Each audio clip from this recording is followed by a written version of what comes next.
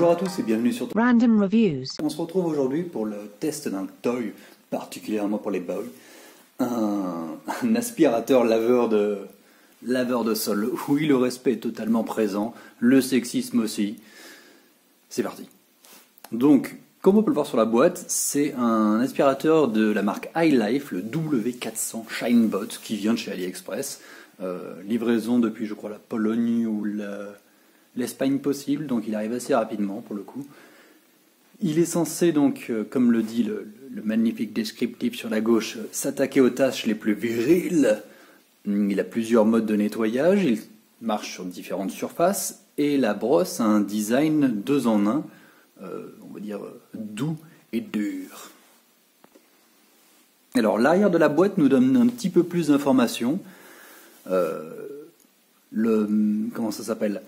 La partie gauche précise les entre guillemets 4 étapes de nettoyage. C'est juste comment le robot fonctionne. En gros, il projette de l'eau, le petit rouleau va tourner et frotter un petit peu et derrière aspirer. Enfin bref, rien de révolutionnaire. La partie centrale vous dit que le réservoir d'eau sale est séparé du réservoir d'eau propre et que les réservoirs sont séparés du robot en lui-même. C'est vrai. Et la troisième colonne vous dit que le nettoyage est intelligent, enfin, surtout méthodique. Et ça c'est vrai, on verra dans les vidéos.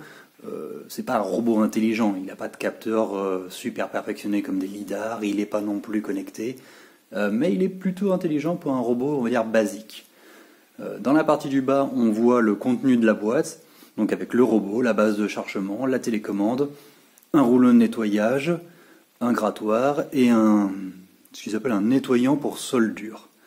Bref, un autre rouleau, quoi.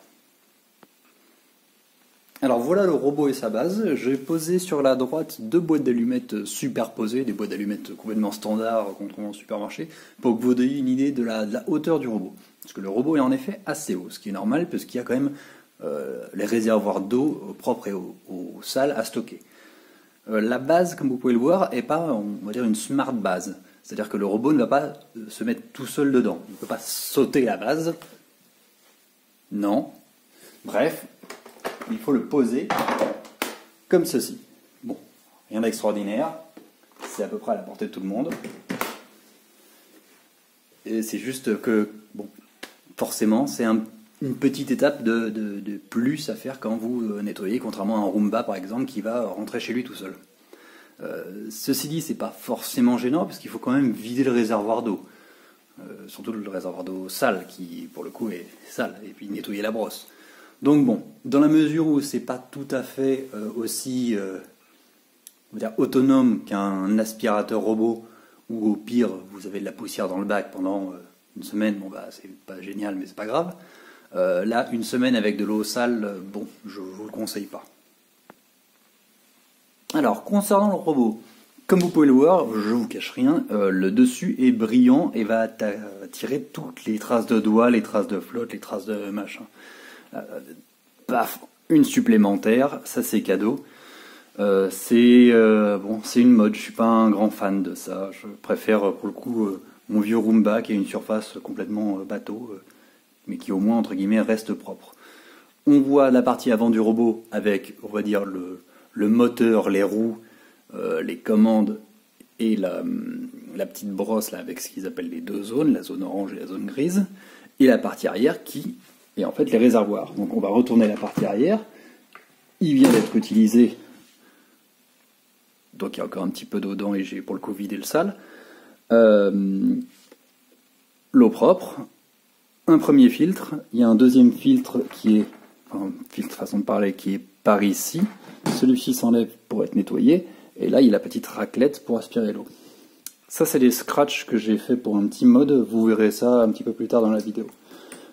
Une petite roulette à l'arrière, on va dire de stabilisation, et au final tout est là, hein. Le robot est fini. Alors le design n'est pas trop mal, c'est-à-dire que là, on va essayer d'enlever ça à une main. Voilà, ça ressemble un petit peu au design justement des Roomba avec une... comment ça s'appelle ? Je vais y arriver, un un système de roue libre un petit peu. Ça peut éviter que si jamais vous avez trop de poils d'animaux par exemple, ça bloque le robot. Bon, faut quand même passer l'aspirateur avant, hein, parce que ça c'est fait pour nettoyer, pas pour aspirer. Bref, voilà. Ensuite, pour remettre la partie de réservoir sur le robot, rien de plus simple. Vous allez vers l'arrière, vous appuyez vers l'avant, et voilà. Tout simple. Alors, concernant le panneau de contrôle et les modes de nettoyage. Bon, désolé si la qualité est pas folle, pour le coup c'est un petit peu chaud à viser, on va dire, à filmer surtout, parce que ça rend pas bien la caméra, tout simplement. Bref. On a un bouton d'information qui vous dit dans quel état est le robot actuellement. Donc bon, ma batterie est bonne, et par défaut il est en mode nettoyage standard. Le second mode c'est un mode spot, on peut voir le petit logo ici, où comme les Roomba, au final, le robot va, entre guillemets, tourner autour de la zone et faire cette zone en particulier. Le mode contour, où le robot va faire tous les bords de la pièce. Et un mode assez intéressant, qui est le mode, on va dire, semi-barrière, je ne sais pas comment il l'appelle, où en fait le robot ne va pas chercher à aller derrière sa position initiale. Donc, par exemple, imaginez que vous avez un endroit avec, je ne sais pas, un tapis ou avec plein de câbles ou un lit ou n'importe quoi. Vous positionnez le robot et là, on va faire démonstration live. Si je le positionne comme ceci, il n'ira pas derrière cette ligne dans ce mode-là. Donc il va faire tout le bord, il va avancer, il va faire son schéma habituel, mais il n'ira pas derrière cette ligne. Plutôt malin, surtout que comme le robot n'a pas au final comment on appelle ça, de virtual wall. Si vous le laissez dans une pièce ouverte, il va aller n'importe où, il va se balader. Alors que par exemple, si vous le mettez au niveau de votre porte et que vous sélectionnez ce mode, il va jamais chercher à aller derrière la porte.